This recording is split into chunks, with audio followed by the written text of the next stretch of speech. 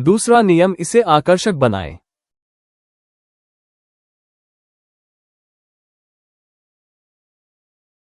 आदत को अनिवार्य कैसे बनाएं? टच वैज्ञानिक निको टिनबर्गन ने 1940 में एक के बाद एक अनेक प्रयोग किए।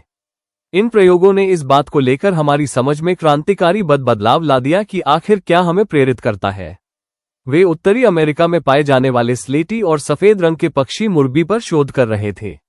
उत्तरी अमेरिका में ये पक्षी समुद्र किनारे उड़ते देखे जा सकते हैं। उन्हें अपने काम के लिए नोबेल पुरस्कार भी मिला था।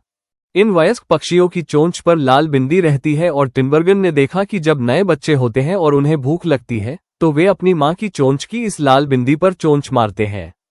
एक प्रयोग के लिए उन्होंने छद्म रूप से गत्ते की चोंच बना ली और बिना शरीर का सिर भी उस पर लगाया। जब बड़े पक्षी दूर उड़ जाते थे तब वे घोंसले में जाते और यह नकली चोंच उन बच्चों के सामने रख देते थे। ये तो स्पष्ट था कि वे चोंच नकली थी और उन्होंने अनुमान लगाया कि बच्चे उन्हें सिरे से नकार देंगे।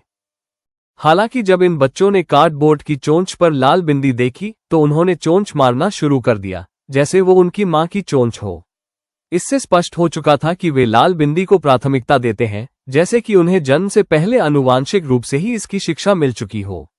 टिनबर्गन ने यह भी देखा कि लाल चिंदी जितनी बड़ी होती थी, ये बच्चे उतनी तेजी से उस पर चोंच मारते थे। अंततः उन्होंने एक ऐसी चोंच बनवाई जिस पर 3 बड़ी लाल बिंदियां थीं। जब उन्होंने इसे घोंसले के ऊपर रखा तो पक्षियों के बच्चे खुशी के मारे दीवाने हो गए। ये लाल बिंदियों पर ऐसे चोंच मारने लगे जैसे इतनी बड़ी चोंच उन्होंने कभी देखी ना हो। वैज्ञानिक और उनके सहयोगियों ने पाया कि यही व्यवहार अन्य जानवरों में भी होता है। उदाहरण के लिए जमीन में बने घोंसले में रहने वाला पक्षी है ग्रे लेग गूस, बतख। जब मां इस घोंसले के आसपास घूमती है तब कभी कभी उसका एक अंडा घोंसले से लुढ़क कर बाहर घास पर आ जाता है। जब भी ऐसा होता है मां डगमगाते हुए उस अंडे के पास आ जाती है और उसे अपनी चोंच की मदद से धकेलकर घोंसले में रख देती है। टिनबर्गन ने पाया कि जब भी कोई गोलाकार आकृति की चीज उसके पास आएगी तो वह चोंच से धकेलकर उसे घोंसले में डाल देगी। भले ही वो बिलियर्ड की बॉल हो या बल्ब, जितना बड़ा गोलाकार सामान होगा उस बत्स्य का रिस्पॉन्स भी वैसा ही होगा। एक बतख ने तो वॉलीबॉल पर बैठकर उसे भी नियंत्रण में लेकर घोंसले में डालने का प्रयास कर लिया। जिस तरह से उस पक्षी के बच्चे लाल बिंदी पर चोंच मार रहे थे, उसी प्रकार से यह बतख हर गोलाकार चीज को पोंसले में ले जाने की कोशिश कर रही थी। यह एक स्वाभाविक नियम का पालन कर रही थी। एब भी गोलाकार वस्तु देगी, उसे पोंसले में लगी। जितना भी बोला करे उसके लिए मैं भरसक प्रयास करूंगी। यह इस तरह है जैसे हर जानवर का दिमाग व्यवहार के लिए पहले से कुछ नियमों से भरा रहता है और जब अतिशयोक्ति हो जाती है तो यह नियम एकदम क्रिसमस ट्री की तरह उभर उठता है। वैज्ञानिक इन अतिशयोक्ति वाले संकेतों को अलौकिक उद्दीपन कहते हैं। अलौकिक उद्दीपन यथार्थ का चरम रूप रहता है। जिस तरह से लाल बिंदी वाली चोंच या फिर वॉलीबॉल के आकार का अंडा ये सामान्य से अधिक जोरदार रिस्पॉन्स देता है। मानव भी यथार्थ के चरम स्वरूप को छू लेने के प्रति उन्मुख होते हैं। उदाहरण के लिए जंक फूड हमारे पुरस्कार तंत्र को सनक की ओर ले जाता है। हजारों वर्ष जंगल में खाने की तलाश में भटके मानव के मस्तिष्क में नमक, शक्कर और फैट के लिए सबसे ज्यादा स्थान है। भले ही यह खाना कैलोरी से भरपूर होता है और जब हमारे पूर्वज जंगल में भटकते थे तब यह न के बराबर था।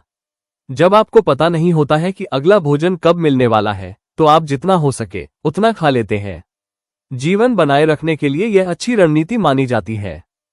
आज हालांकि हम कैलोरी से भरे वातावरण में रह रहे हैं, खाना प्रचुर मात्रा में है, लेकिन हमारा दिमाग लगातार उसे प्राप्त करने के लिए मचलता रहता है मानो उसकी कमी हो।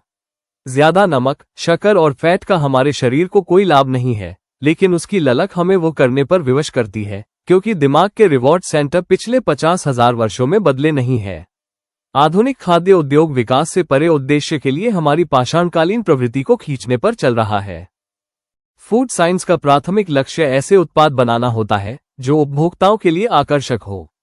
बैग, बॉक्स या जार में जो भी फूड मिल रहा है उसे एडिशनल फ्लेवर से ज्यादा स्वादिष्ट बनाया गया है।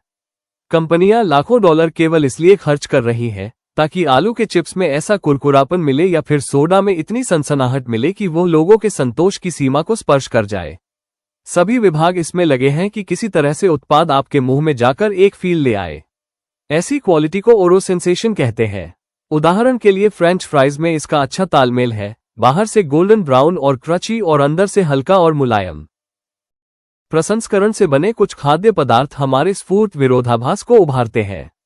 ये ऐसे पदार्थ होते हैं जिनमें सेंसेशन का संयोजन होता है, जैसे क्रंची और क्रीमी का संयोजन। कल्पना कीजिए पिज्जा की कुरकुरी परत के ऊपर पिघला हुआ चीज या ओरियो कुकी का क्रंच, जो भीतर बीचों बीच मुलायम होता है। नेचुरल अनप्रोसेस्ड फूड्स के साथ आप इसी तरह की सनसनी अनुभव करना चाहते हैं। और केल, एक प्रकार की गोभी, के 17वें कोर का स्वाद कैसा होगा? कुछ ही मिनटों में आपका दिमाग इसमें रुचि खो देता है और आपको भरपूर लगने लगता है। लेकिन जो फूड इस स्फूर्त विरोधाभास को बहुत अधिक ध्यान में रखकर बनाए गए होते हैं, वे आपका अनुभव अनोखा बना रहने देते हैं। इसे आप जितना खाते जाते हैं, रुचि बढ़ने लगती है और आपको ज्यादा खाने को प्रोत्साहित करती है। अंततः इस तरह की रणनीतियां खाद्य वैज्ञानिकों को परम सुख की स्थिति का पता लगाने में मदद करती हैं।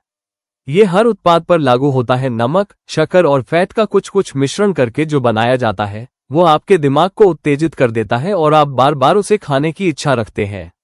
इसके फलस्वरूप आप अधिक खाने लगते हैं, क्योंकि वे हाइपरपैलेटेबल, बहुत अधिक अच्छा स्वाद रखने वाले फूड की श्रेणी में आते हैं, जो मानव के दिमाग को अधिक आकर्षित करते हैं। स्टीफन गाइंट एक न्यूरोसाइंटिस्ट है। वे आहार व्यवहार और मोटापे के विशेषज्ञ हैं।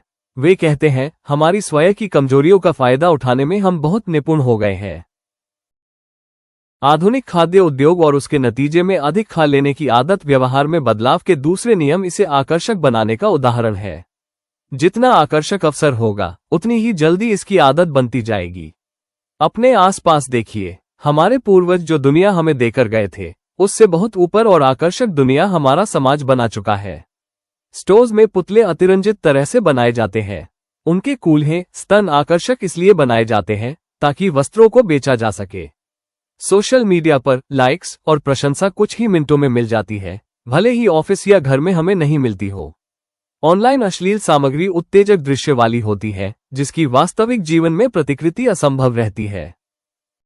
विज्ञापन बहुत ज्यादा लाइट, प्रोफेशनल मेकअप और फोटोशॉप से एडिट करके बनाए जाते हैं, भले ही वो मॉडल वैसी नहीं दिख रही हो जैसी स्क्रीन पर दिखती है। यही असाधारण प्रोत्साहन या उत्तेजना हमारे आधुनिक विश्व की है। वे उन विशेषताओं को अति पर दिखाते हैं जो प्राकृतिक रूप से हमारे लिए आकर्षक होती हैं।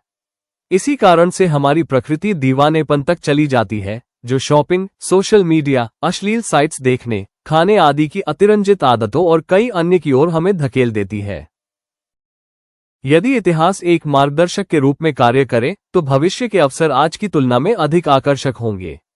प्रवृत्ति ऐसी है कि पुरस्कार और ज्यादा केंद्रित होंगे तथा उद्दीपन और ज्यादा मोहक बन जाएंगे। जंक फूड प्राकृतिक खाद्य पदार्थों की तुलना में कैलोरी का अधिक गाढ़ा रूप है।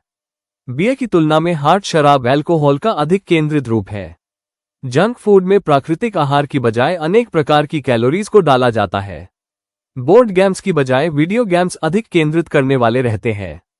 प्रकृति से तुलना करते हुए देखें तो सुख की इच्छा से भरे इन अनुभवों को रोक पाना मुश्किल हो जाता है। हमारे पास हमारे पूर्वजों का दिमाग है, लेकिन झुकायों या आकर्षणों का उन्हें कभी सामना नहीं करना पड़ा था। यदि आप उन अवसरों को बढ़ाना चाहते हैं जिसमें एक व्यवहार घटित हो, तो आपको इसे आकर्षक बनाने की आवश्यकता है। दूसरे नियम की चर्चा के दौरान हमारा लक्ष्य ये सीखना है कि हमारी आदतों को कैसे प्रबल बनाया जाए। हर आदत को एक अलौकिक उद्दीपन में बदलना संभव नहीं है, लेकिन हम किसी भी आदत को और अधिक मोहक बना सकते हैं। ऐसा करने के लिए हमें ये समझना चाहिए कि ललक क्या है और यह कैसे काम करती है। इसकी शुरुआत हम जैविक छाप की जांच से करते हैं। हर आदत में डोपामाइन प्रवाह होता है।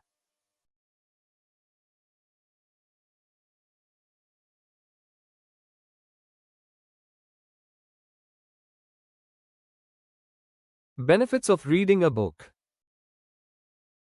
1. Increases knowledge. 2. Improves vocabulary and language. 3. Enhances thinking ability. 4. Improves concentration. 5. Reduces stress. 6. Boosts imagination. 7. Builds personality. 8. Slow dopamine release.